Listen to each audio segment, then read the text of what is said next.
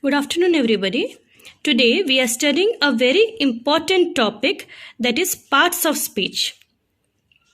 Parts of speech plays a very important role in learning grammar because grammar is based on parts of speech. What is the meaning of parts of speech? Words are divided into different kinds or classes called as parts of speech according to their use or according to the work they do in a sentence. Let me introduce what are those parts of speech. The parts of speech are 8 in number. They are noun, pronoun, verb, adjective, adverb, preposition, conjunction, and interjection. What are these parts of speech actually?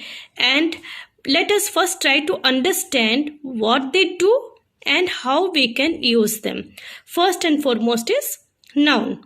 Noun is a word used as the name of person, place, thing, animal, feeling or idea.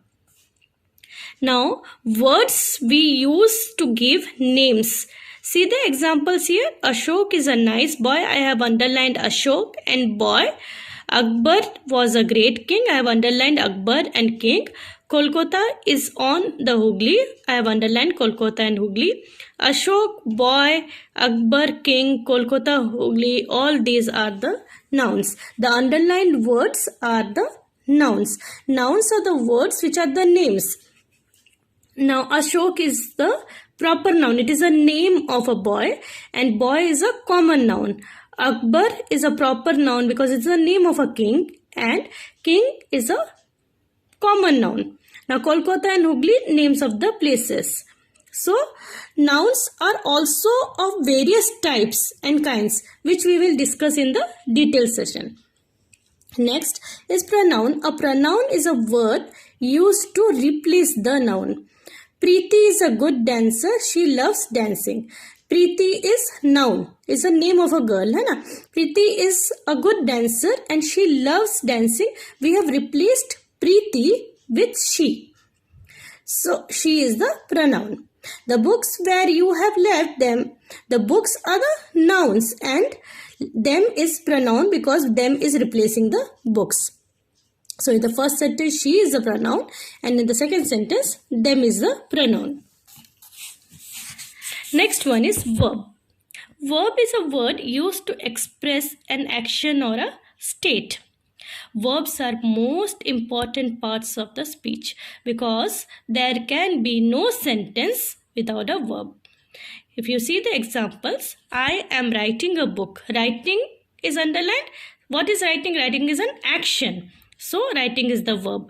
I am a teacher. Am is the verb here. Now, am is not the physical verb. It is acting as a verb. It is the present form of be. You can make a note that am is not the physical verb here. It is the acting verb which is the present form of be, and verbs are very, very important part of speech as there can be no sentence without a verb. Next one is adjective. An adjective is a word used to add something to the meaning of the noun. So adjective, what does it show? It shows the characteristics and quality of something. Now, in the first sentence, she is a brave girl. Brave is the adjective. So, what's the quality of the girl? She is brave. He is a tall boy. Boy is tall. What is the quality of the boy or characteristic of the boy? Boy is tall.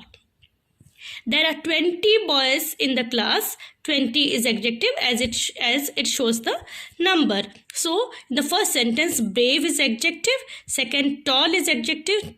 Third, 20, which is an adjective which shows the number. Next is adverb.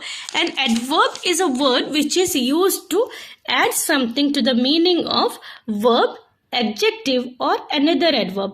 Please don't get confused with adjective and adverb, because adjective is something which shows the quality or the characteristic, and adverb is which is used to add something to the meaning of the verb, adjective or another adverb. Now in the first sentence, he finished the work quickly. I have used quickly.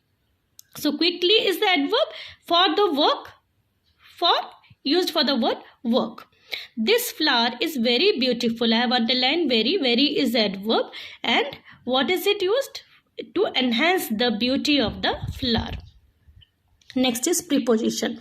Preposition is a word used with noun or pronoun to show how the person or thing is denoted. The noun or the pronoun stands in relation to something else. Preposition can be used to show the relation or the state of something. It shows the location of the noun. Now, there is a bird in the garden. Where is the bird? What is the location of the bird? In the garden. So, in is the preposition here. The girl is fond of music. What is a girl fond of? The girl is fond of music. So, of is the preposition which shows the link between, it shows the connection between the girl and the music. So, it shows preposition is the word which is used to show the noun, which is used with noun or pronoun to show how the person is denoted. Next is conjunction. Conjunction means connectors. Conjunction is a word used to join the words or sentences. 2 and 2 make 4. So they are joined with and. So and is the conjunction here. I ran fast but missed the train. Here there are two sentences. First sentence is I ran fast. Second is I missed the train. So we have joined both the sentences by using a connector, that is but. I ran fast, comma, but missed the train. So but is the conjunction here, but is the connector here which is joining two sentences. Next is interjection. Interjection is a word which expresses some sudden feelings. And most important, if you see an exclamation mark is a denotation that the word is an interjection. Like you see in the example, hooray, we won the match.